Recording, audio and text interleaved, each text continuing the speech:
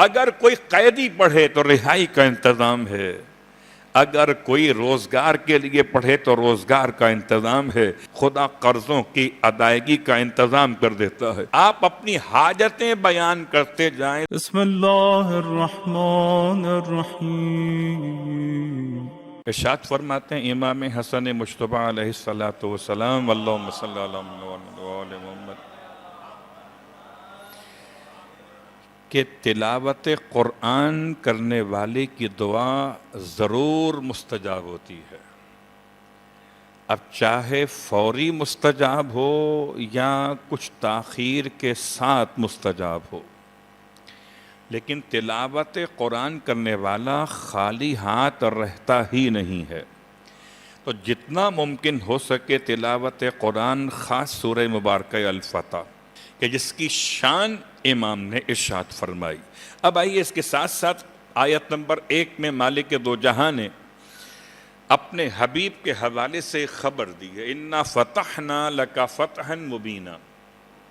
پروردگار نے پورے قرآن مجید میں اِنَّا کے لفظ کو کتنے مواقع پہ استعمال کیا، بہت سارے مقامات پہ آپ کو ملے گا۔ اگر تلاش کرنا چاہیں تو بہرحال بہت آسان آیتیں آپ کو زبانی یاد ہیں، اِنَّا انزلناہ، سب کو زبانی یاد ہے، اِنَّا آتَيْنَاكَ الْكَوْثَرَ، اِنَّا نَحْنُ نَزَّلْنَا الذِّكْرَ۔ تو اِنَّا سے شروع ہونے والی آیات متعدد مقامات پر ہیں۔ البتہ یہ اِنَّا کا استعمال تاکید کے اعتبار سے شک اور شبہ کو ختم کرنے کے لیے، ریب کو دور کرنے کے لیے، یقین اور تاکید کو قائم کرنے کے لیے، اِنَّا بے شک کہ ہم، پروردگار اس میں الف کا استعمال کر کے اپنی ذات کو بیان کرنا چاہتا ہے۔ اہل علم و ادب کی خدمت میں اس بات کو آسان کر دیا جائے کہ اصلاً یہ الف علامت ہے متکلم مال غیر کی۔ خدا بتانا چاہتے ہیں بے شک کہ ہم فتحنا، ہم نے قرار دیا ہے، بے شک فتحنا، اس سے کامیابی، اس سے فتح، اس سے نصرت، لکا آپ کے لیے، فتحا مبینا، ایسی کامیابی، بالکل الفاظ وہی ہیں جس سے کامیابی کہا جائے، جس سے فتح کہا جائے۔ اور آپ اور ہم تو عادی ہیں اس لفظ کو سمجھنے کے لیے ان مثالوں کو سننے کے۔ ابھی ذاکر اول سے پہلے حدیث قصہ کی تلاوت میں جو صیغہ تھا اسی کا مصدر لایا گیا، وَيُطَهِّرَكُمْ تَطْهِيرًا، تو جو لفظ یطہرکم میں لفظ استعمال تھا اسی کا مصدر ہے تطہیرا۔ تو فتحنا لک فتحا مبینا، تو جو فتحنا ہے وہی فتحن ہے۔ تو جیسے فتح کا حق ہے ایسے ہم نے آپ کو فتح عطا کی ہے۔ اللہ اکبر۔ لفظ مبین کہہ کر مالک دو جہاں نے اس مقام پر کیا آشکار کیا ہے؟ میں اپنی گفتگو سے ربط کو قائم کرتے ہوئے کہ ظاہراً تو فتح محسوس نہیں ہو رہی تھی، جیسے صلح امام حسن میں ظاہراً تو محسوس نہیں ہو رہا تھا کہ اہل ایمان کامیاب ہوئے ہیں کہ ناکام ہوئے۔ بہت غور کیجئے، بس اوقات لوگ سمجھتے ہیں شاید کہ سلطنت اور اقتدار ملے تو مومنین کامیاب ہیں۔ تو کیا 1,24,000 انبیاء صاحبان سلطنت تھے، صاحبان اقتدار تھے، یا صاحبان حکومت تھے، یا عصمت کے مالک تھے، خدا کے نمائندے تھے، خدا کے ولی تھے، خدا کی طرف دلیل تھے؟ صلوات پڑھے محمد وآل محمد پر۔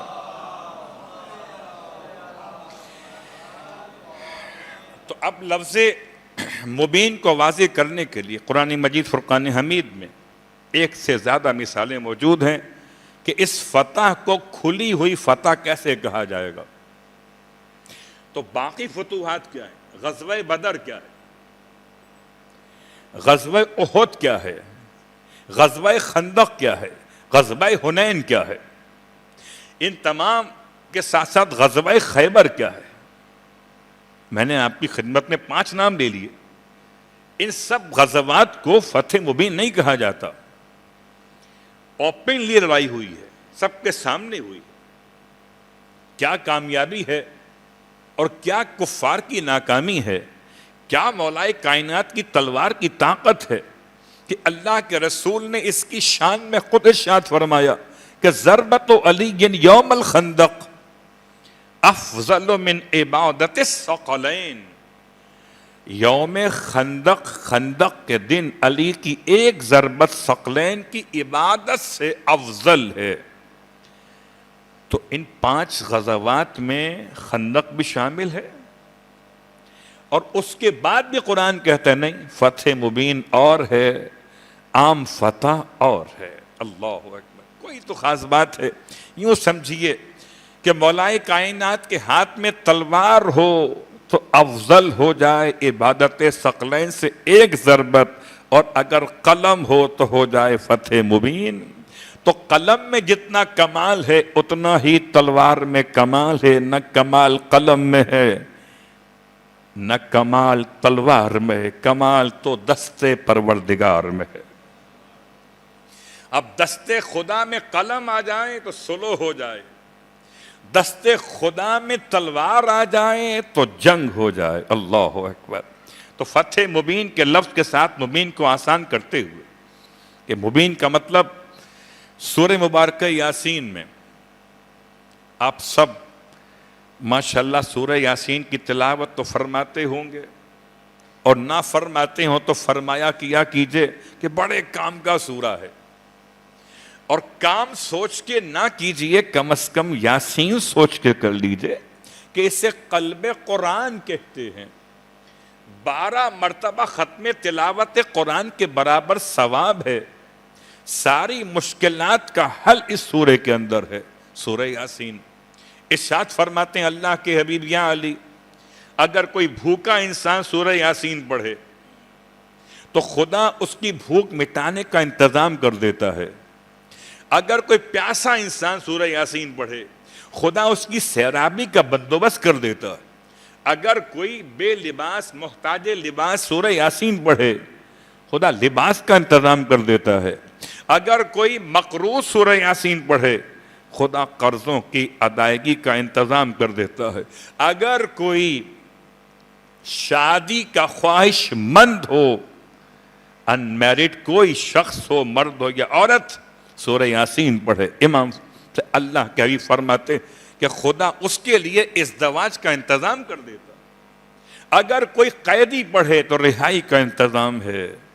اگر کوئی روزگار کے لیے پڑھے تو روزگار کا انتظام ہے. آپ اپنی حاجتیں بیان کرتے جائیں. سرکار نے مولائے کائنات علی ابن ابی طالب علیہ السلام سے سورہ یاسین کے فضائل کو بیان کیا. اس سورہ یاسین میں مبین کا استعمال، صرف 2 مقامات کا اشارہ. پہلا مقام آیت نمبر 12، اِنَّا نَحْنُ نُحْيِي الْمَوْتَ وَنَكْتُبُ مَا قَدَّمُوا وَآثَارَهُمْ وَكُلَّ شَيْءٍ أَحْصَيْنَاهُ فِي إِمَامٍ مُبِينٍ. پروردگار نے اس آیت میں ارشاد فرمایا بے شک ہم ہیں جو مردوں کو حیات دیا کرتے اور ہم لکھتے جاتے ما قدموا و آثارہم، آپ کے ما قدموا ان اعمال کو بھی جو پہلے روانہ کر چکے، اور ان اعمال کو بھی جو اعمال بطور آثار کے پیچھے رہ گئے ہم لکھتے جاتے ہیں. وَكُلَّ شَيْءٍ، اور ہر شے کو احصیناہ، ہم نے جمع کر دیا ہے، فی امام مبین،